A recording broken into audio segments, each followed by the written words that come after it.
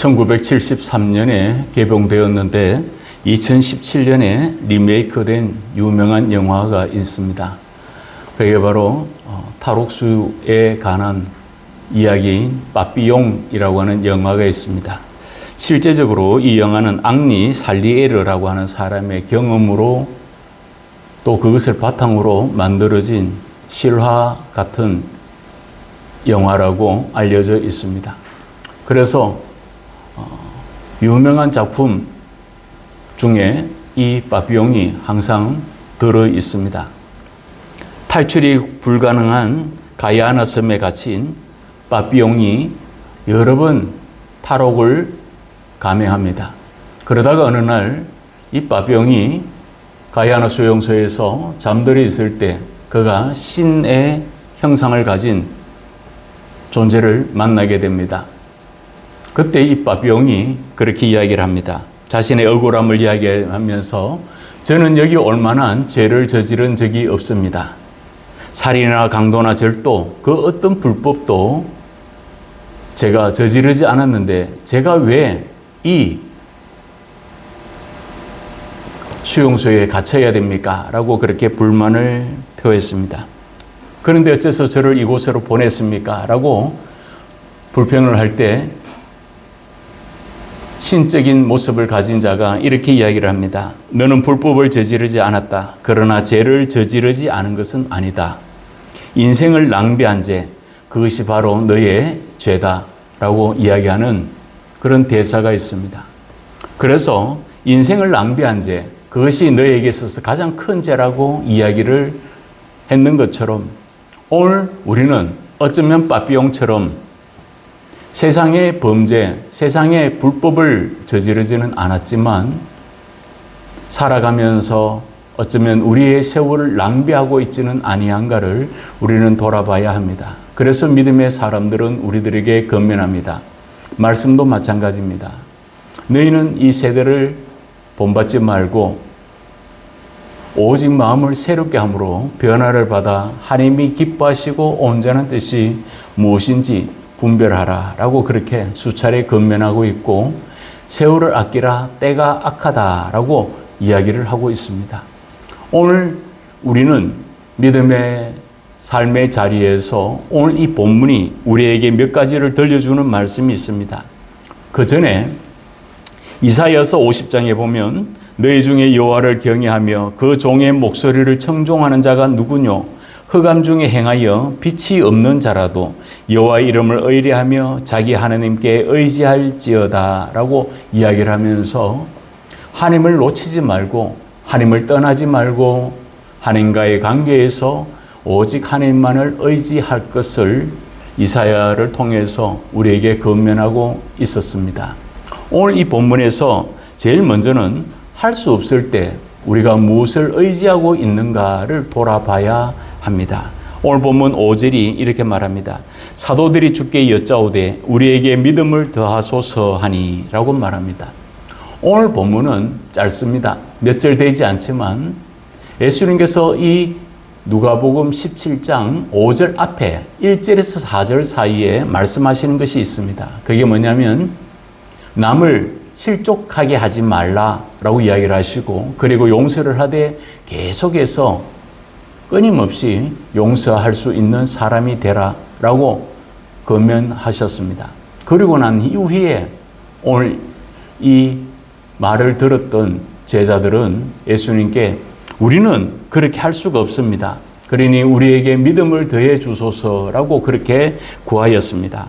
제자들이 예수님께 이야기했던 이 믿음을 더 주십시오라고 이야기할 때에 원어에 보면 프로스테스 헤민 피스틴이라고 이야기를 합니다. 그런데 내게 이 믿음을 더해달라고 했던 이 프로스테스라고 하는 것은 덧붙이다라는 말이 있고 증가하다는 말이 있습니다. 그런 원어적인 사전을 갖고 있습니다. 그래서 이 프로스테스가 믿음이라고 하는 이 피스티스라고 하는 이 말을 제자들은 우리가 다른 사람을 실족하지 않게 하기 위해서는 그리고 또 계속해서 예수님의 사랑으로 용서하기 위해서는 내가 가진 믿음으로는 불가능하니 더 큰 믿음, 더 확장되고 더 엄청난 그런 믿음을 주십시오라고 제자들은 예수님께 구했습니다. 그런데 이 피스티스라고 하는 이 말은 이 믿음을 구하면서도 그들은 한 가지 잊고 있었던 것이 있었습니다.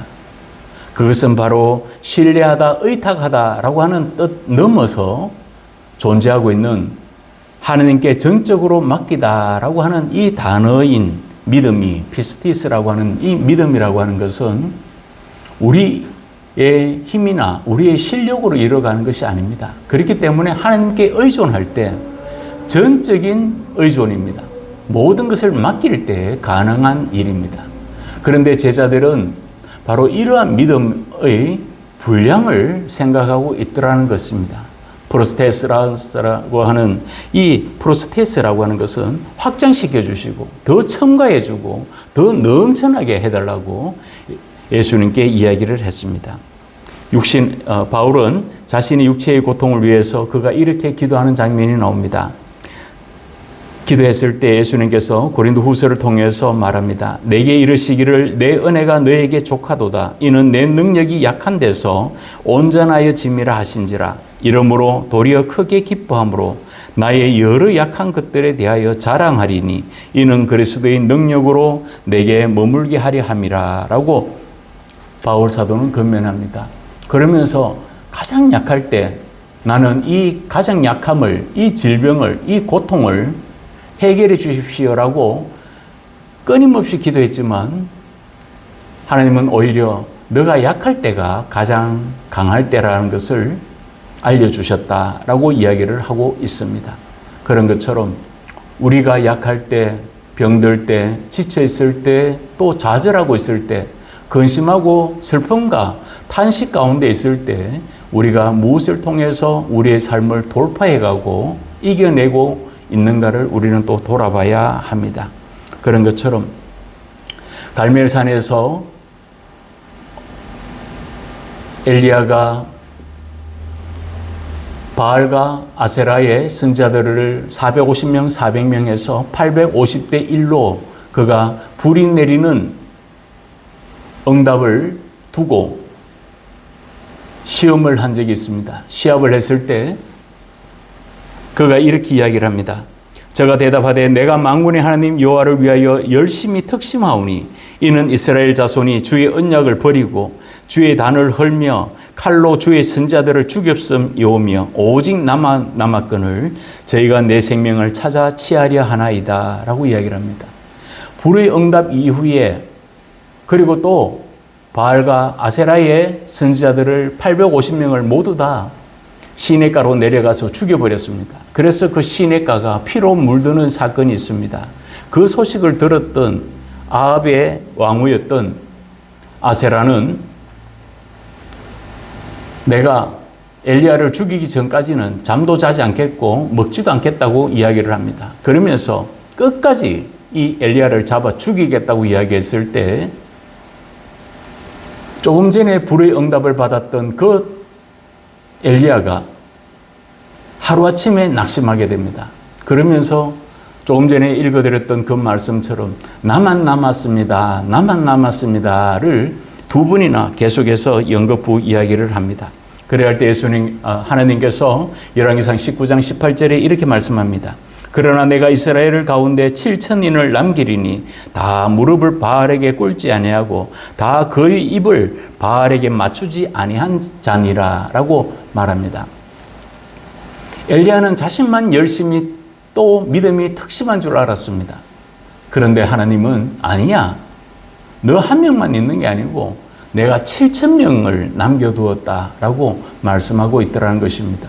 꼭 숫자적인 7,000을 이야기하는 것이 아니라 생각할 수도 없었던 그런 수많은 사람들이 아직도 바알과 아세라의 선지자 앞에 무릎을 꿇지 않고 하나님을 의존하는 존재들이 있더라고 성경은 이야기하고 있었던 것입니다. 그런 것처럼 오늘 우리는 무엇을 의지하고 또 무엇을 의존해서 저와 여러분들의 삶의 무게를 벗어 버리고자 하고 있는지를 우리는 또 돌아봐야 하는 것입니다. 두 번째는 바로 예수님께서 제자들이 믿음의 분량을 이야기할 때, 그리고 또 부족함을 이야기할 때 이것을 채워주시옵소서, 증가해 주십시오, 첨가해 주십시오 라고 이야기를 했습니다. 그럴 때 예수님께서는 이 부분에 대하여서 6절에 이렇게 말합니다. 주께서 이르시되 너희에게 겨자씨 하나만한 믿음이 있었더라면 이 뽕나무들어 뿌리가 뽑혀 바다에 심기어라 하였을 것이요 그것이 너희에게 순종하였으리라 라고 6절은 말합니다. 그래서 예수님께서는 제자들은 믿음을 더해 주십시오 라고 이야기를 하는데, 그 믿음이라고 하는 것은 확장되거나 첨가되거나 더 많은 분량으로 채워지는 것을 말씀하는 것이 아니었습니다. 이 겨자씨라고 하는 것은 바로 팔레스타인에 있는 아주 작은 씨앗의 대표적인 것입니다. 눈에도 잘 보이지 않습니다. 그래서 모아두면 얼마나 가벼운지 사람이 호흡을 해도 숨만 이래 내쉬어도 그 겨자씨가 흩날릴 정도로 무게는 가볍고 아주 작은 씨앗의 대표적인 그런 부분이기도 합니다. 하지만 이 겨자씨가 심겨져서 자라나면 기본적으로 2, 3m 정도 큰 나무가 될 정도로 그렇게 자라나는 특성을 가지고 있었다고 이야기를 합니다. 제자들은 믿음의 본질을 이야기했습니다. 그러면서 제자들은 자신이 생각하고 있는 믿음이라고 하는 것이 분량으로 생각했습니다. 그래서 내 믿음이 작기 때문에 더 많은 것을 주십시오 라고 이야기를 했지만, 예수님은 믿음은 그런 게 아니야 라고 이야기를 하셨습니다. 그리고 제자들에게 믿음이라고 하는 것은 적고 많음의 차이가 아니라 이 작은 겨자씨가 땅에 심겨지면 엄청난 크기로 자라나는 것처럼, 그리고 또 그만한 믿음이 있다면, 아주 작은 겨자씨와 같은 믿음이 있다면 가장 깊이 뿌리를 내리는 나무 중에 한 가지였던 이 뽕나무를 뽑아서 바다에 심겨지라 라고 명령하면 그대로 될 것이라고 이야기를 하고 있습니다. 그 말은 뭐겠습니까? 제자들은 바로 믿음이라고 하는 것이 나타나는 현상적인, 그리고 또한 소유하고 있는 그런 분량적인 의미를 이야기했지만, 예수님은 믿음이라고 하는 것은 적고 큼이 아니라 바로 생명력이 있느냐 없느냐 하는 것입니다. 아무리 좋은 씨앗이라 할지라도 죽은 씨앗은 자라나지 않습니다. 죽은 아이는 성장할 수가 없습니다. 그래서 가장 아픈 것 중에 한 가지가 바로 산모가 태아를, 아주 소중한 생명을 안고 있는데 어떤 연유인지 모르게 그 복중에 있는 애가 죽어버렸을 때, 더 이상 숨을 쉬지 않을 때, 그때 산모는 굉장히 가슴 아파합니다. 그런 것처럼 우리의 생명이라고 하는 것은, 또 우리의 믿음이라고 하는 것은 우리가 내 믿음은 적고 크고 이런 것에 대해서 기죽거나 자랑할 것이 아니라 바로 내 믿음이 생명력이 있는지 살아있는가를 우리는 또 돌아봐야 한다는 것을 예수님의 말씀을 통해서 알아갈 수가 있습니다. 성경에서 힘이 제일 센 사람이 누구일까요? 그리스 로마 신화에서는 그는 바로 허큘레스를 꼽을 수 있습니다. 그러나 성경에서 이야기하는 것은 바로 이 삼손입니다.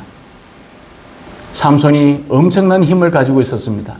블레셋이 가장 두려워하고 있는 사람이 삼손이었는데, 삼손이 자신의 힘의 근원이 되는, 하나님이 자신에게 준 그 힘의 근원이 되는 머리카락에 대한 비밀을 알려줘 버렸을 때, 드릴라가 그 블레셋 사람들을 깨워서 또 블레셋 사람들에게 몸값을 받고 삼손의 머리를 밀어버렸습니다. 그리할 때 성경은 이렇게 이야기를 합니다. 사사기 16장에 보면 블레셋 사람이 그를 잡아 그 눈을 빼고 끌고 가사에 내려가 놋줄을 메고 그로 옥중에서 맷돌을 돌리게 하였더라. 그리고 27절에 보면 그 집에는 남녀가 가득하니 블레셋 모든 방백도 거기 있고 지붕에 있는 남녀도 3,000명 가량이라 다 삼손의 재주 부리는 것을 보더라 라고 말합니다. 살아있을 때는 삼손을 이길 자가 아무도 없었습니다. 그는 맨손으로 그리고 나귀 특별로 수많은 블레셋 사람을 물리친 영웅 중의 영웅이었고 힘 있는 자 중에 힘 있는 자였습니다. 그러나 그가 어리석게도 그 당시에 기생이라고 알려져 있는 이 드릴라의 무릎을 절겨 비고 있을 때 하나님께서 그를 사사로 불러주셨지만 그럼에도 불구하고 그는 자신의 힘에 취하고 자신의 힘에 만족하고 자부하고 자만하고 있을 때 자기의 눈이 뽑히고 그리고 또 연자맷돌을 돌리는 놀잇감으로 전락할 수밖에 없더라는 것입니다. 마찬가지입니다.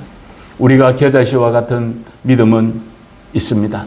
그러나 그 작고 큼의 문제가 아니라 우리의 믿음이 생명력이 있고 살아있는 믿음인가를 우리는 돌아봐야 됩니다.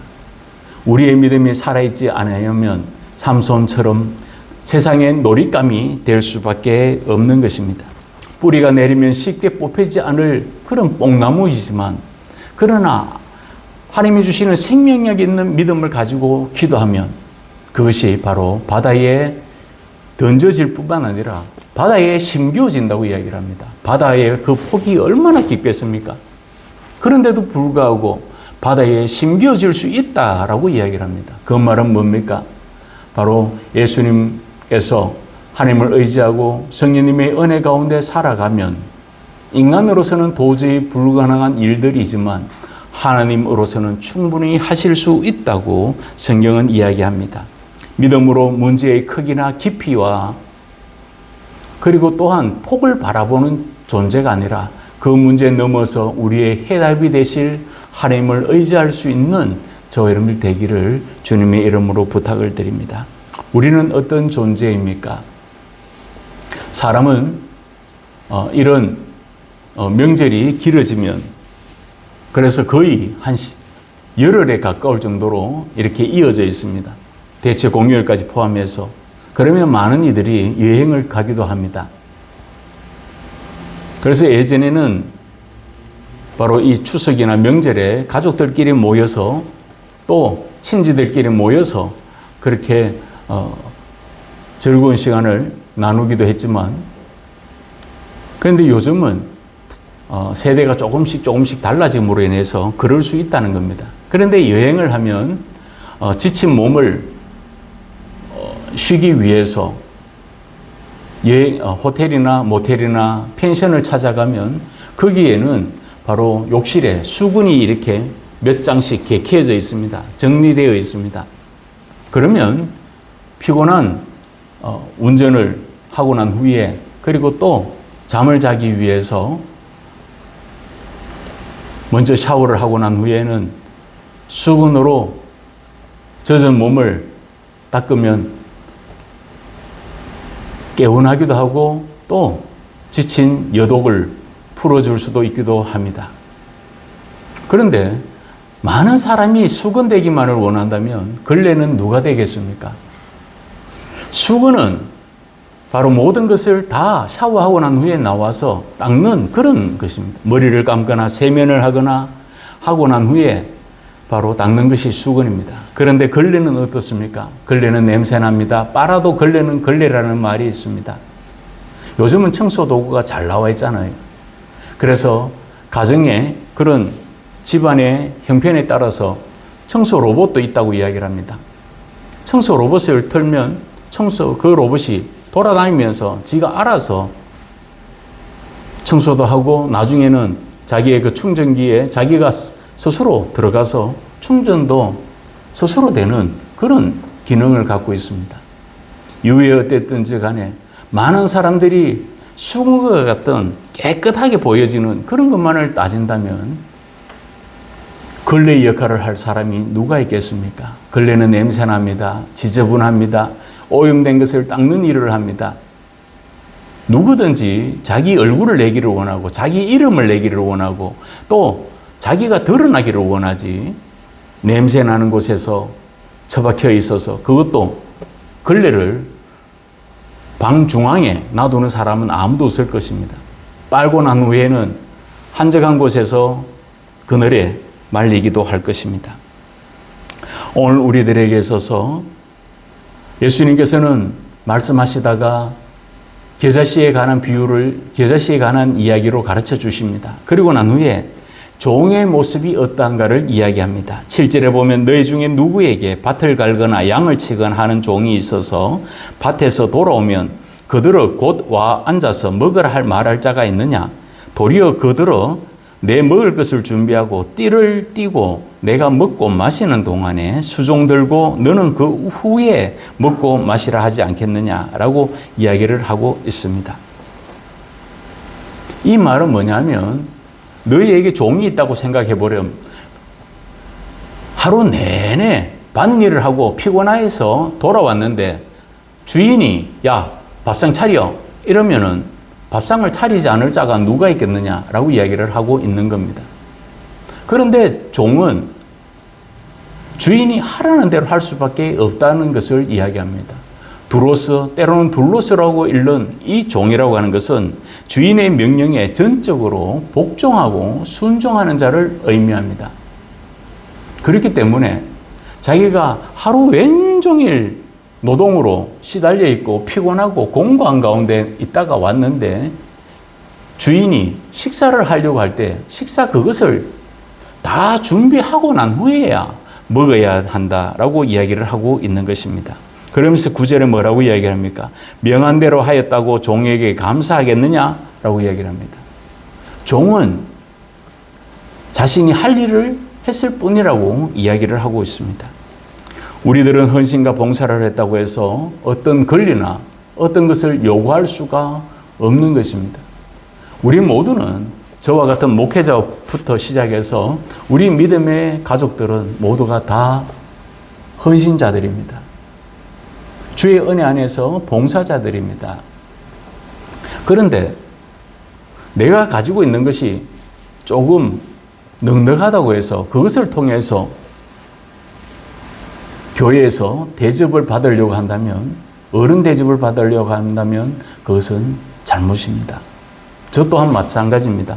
목사라고 해서 여러분들께 대접만 받으려고 한다면 누가 이 교회를 섬길 수가 있겠습니까? 믿음의 가족들을 섬길 수 있겠습니까? 그런 것처럼 종은 온전히 주인을 위해서 살아가야 합니다. 그래서 바울 사도가 이렇게 이야기를 합니다. 에베소서에 종들아 두려워하고 떨며 성실한 마음으로 육체의 상전에게 순종하기를 그리스도께 하듯 하라. 눈가리만 하여 사람을 기쁘게 하는 자처럼 하지 말고 그리스도의 종들처럼 마음으로 하나님의 뜻을 행하고 7절에 기쁜 마음으로 섬기기를 주께 하듯 하고 사람들에게 하듯 하지 말라라고 이야기를 합니다. 그런 것처럼 하나님의 거룩한 은혜 안에 거할 때 바로 형식과 외식에만 머물러 있지 말라는 것입니다. 주가 하듯 주께 하듯 하라라고 성경이 우리에게 권면하고 있습니다.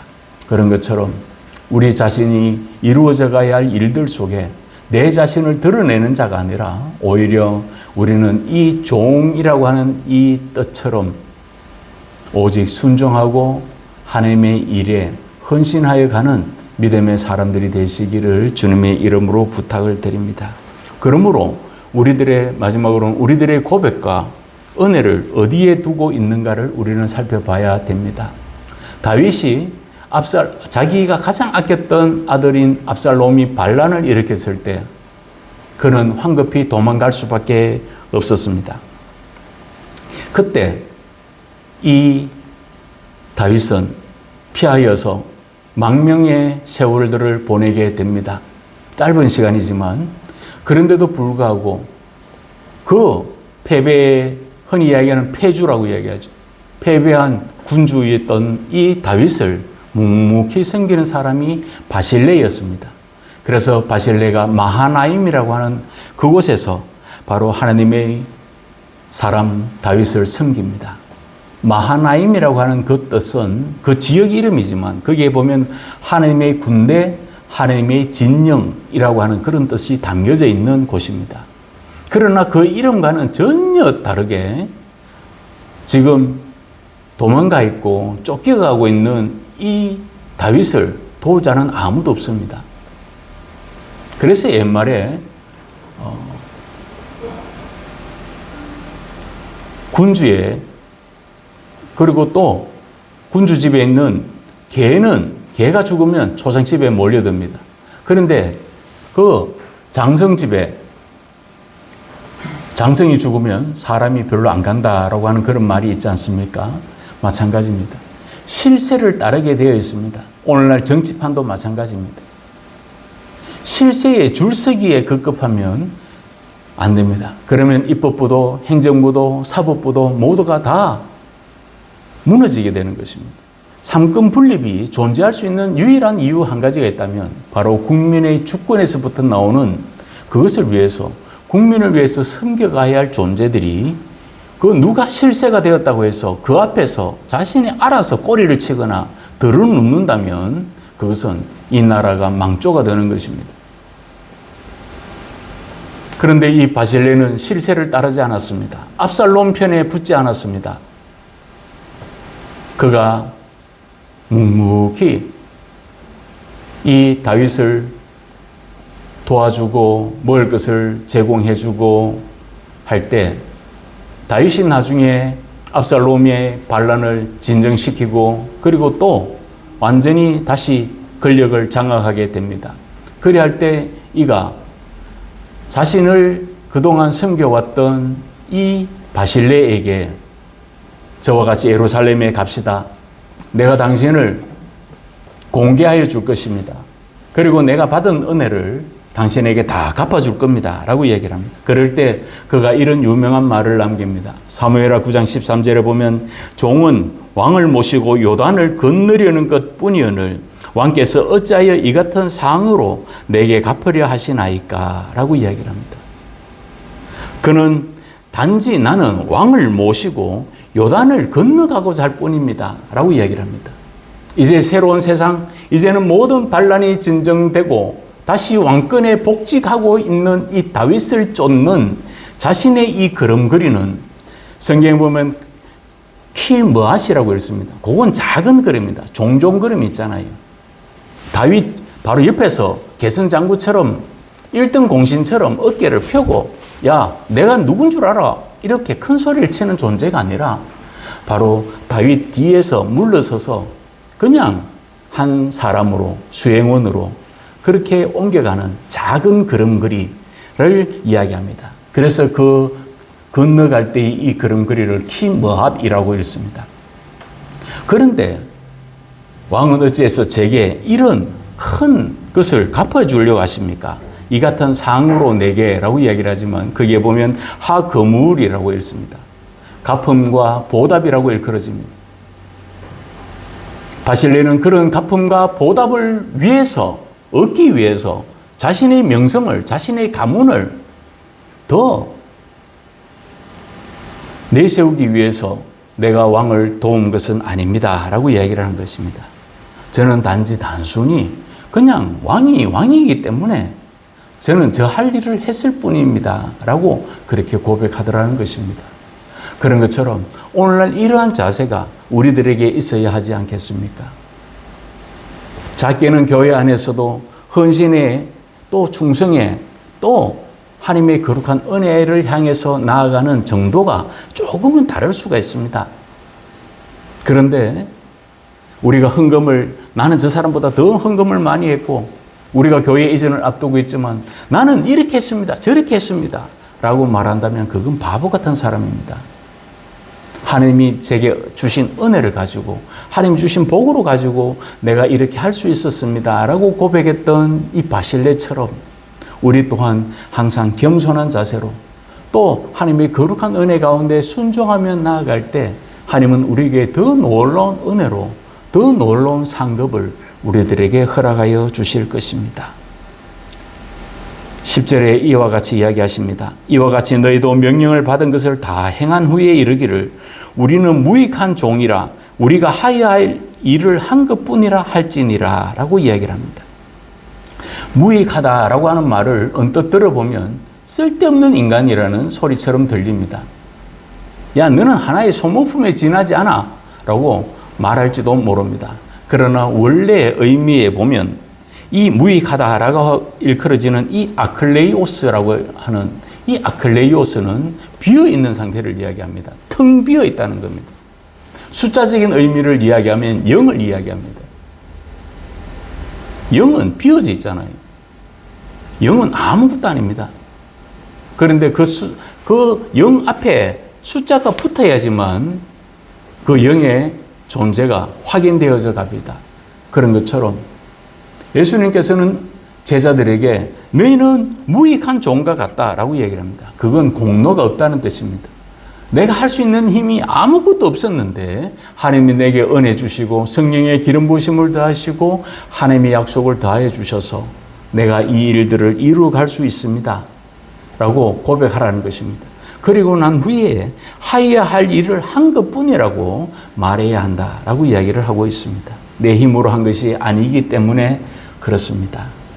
때때로는 지치고 공부할 때가 있습니다. 요즘처럼 불경기로 경제적으로 어려워질 때 누가 근심하지 않을 수가 있겠습니까? 하루하루 사는 것이, 그래서 예전에 어떤 분에게 전도를 한 적이 있습니다. 천국에 가셔야지 지옥에 가셔야 되겠습니까? 이렇게 이야기를 하니까 지금 내가 사는 세상이 지옥과 같은데요. 그런 말 하지 마십시오. 라고 말한 적이 있습니다.